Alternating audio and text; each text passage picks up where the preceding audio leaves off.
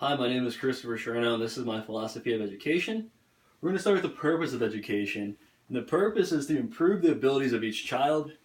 And that means kids are going to have, strengths and weaknesses, but you got to really focus on the weaknesses. For example, they're struggling with reading on the first day of first grade. Your focus for that child should really be improving their reading abilities by the end of the school year. Each kid is going to have different weaknesses, but your job as a teacher is really to improve them so they can move on to the next grade level and be back up to par. And also, wanting your students to learn who they are. I think this is really important because all kids aren't going to be mathematicians or teachers or engineers. But from a young age, starting in kindergarten, you're going to want to figure out not necessarily kindergarten, but you're going to want to figure out what you want to do with yourself. By the time you get to 12th grade, and the teachers, if they implement activities for everybody instead of just pounding some things in their head, I think it could be really beneficial to the child. Now we're going to talk about Howard Gardner. He came up with the multiple intelligence theory. There are eight different things, such as being logical and good with math, or being artsy, being like a good reader. But the thing is, kids aren't good at every single one. And this basically says just don't write a kid off if he's not good at math. He might be more musical, or he might be more creative. Kids aren't going to be good at all eight things, but they're going to be good at a couple or a few. And just because they're not good at one, it doesn't mean they're not as intelligent as another kid.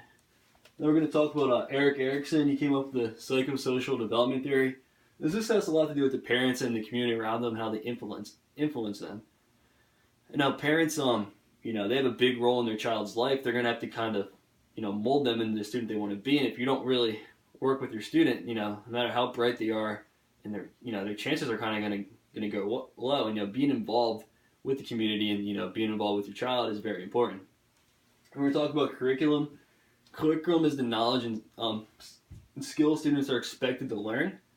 And this also goes with, preparing your child for life, as we talked about earlier. And to be helpful but enjoyable at the same time, curriculum should be.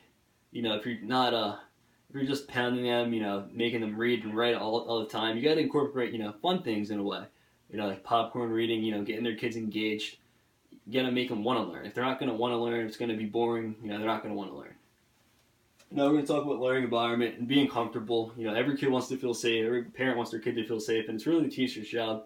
Kids are going to come from different, backgrounds. Some kids are going to have money. Some kids aren't going to have as much money. Some kids are going to be, have a different religion.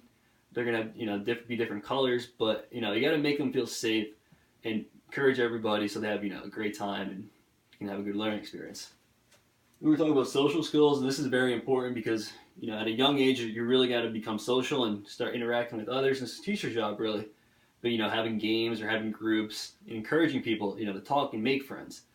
Because social skills are a huge thing in life. And if you don't have good social skills, you're really not going to get too far because you're not going to be able to interact with others. And it all starts at a young age, and it's, the teacher's job to encourage that. And being positive, teachers have to be positive.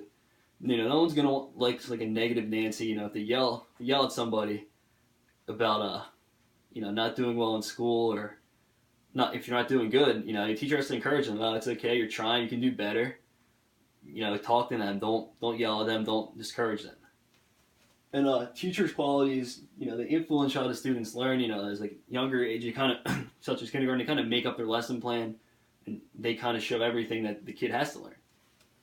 And like I said, coming back to being positive, positive is probably the biggest quality a teacher can have, because, like, again, just encouraging them. They're not going to get their thing right all the time. They're not going to be perfect, but just keep encouraging them to do well. And adapting to the child's problem. Each kid's going to have a different problem. Some people could be struggling with math. Some people could be having social problems, family problems. Teacher's job is kind of to adapt to the kid's problem, find a way to fix it, so they can be the most successful. How children learn best, they really learn through past experiences. Now, obviously if you do something and get punished for it, you're going to learn your lesson, or if you do something wrong, you're going to hope you're going to learn how to fix it. So, children really learn from, having something happen before and keep on encountering, and eventually it's repetition. And making it fun and lower the stress, like I said earlier, incorporating games. You don't want kids to be dreading going to school, especially at a young age. If you make it fun, they're going to look forward to going to school, you're going to be really happy, and I feel like they're going to do a lot better. And communicating with them clearly. Now that kind of goes like with being positive and talking to them.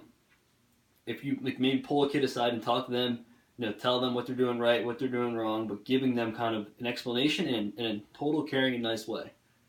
And then lastly, we're going to talk about parents' involvement. Parents and teachers really should have a good relationship to get with each other, whether chaperoning or being involved in school functions. But you're going to want to know who's, teaching your kids. You want to be involved in your kids' life. And if the parents and the teachers, you get to meet some of your students' friends, I feel like that's very important. Parents being involved within the classroom could be very beneficial to the kid. And then also the parents giving their kids a chance to succeed, which really means, you could be, like I said kind of before, you can be really bright, but if your parents aren't encouraging you to do your schoolwork or read or try to, give you like those type of things, you're not going to really improve for your future. And, the parents really have a big background. And like I said about homework and encouraging them to make learning fun, reward your kid for doing well in school. If they want to read a book, buy them the book.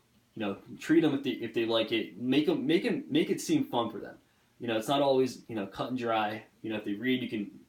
If they read and they're doing well in the class, take them out, do something for them, make them want to learn, make them want to do well.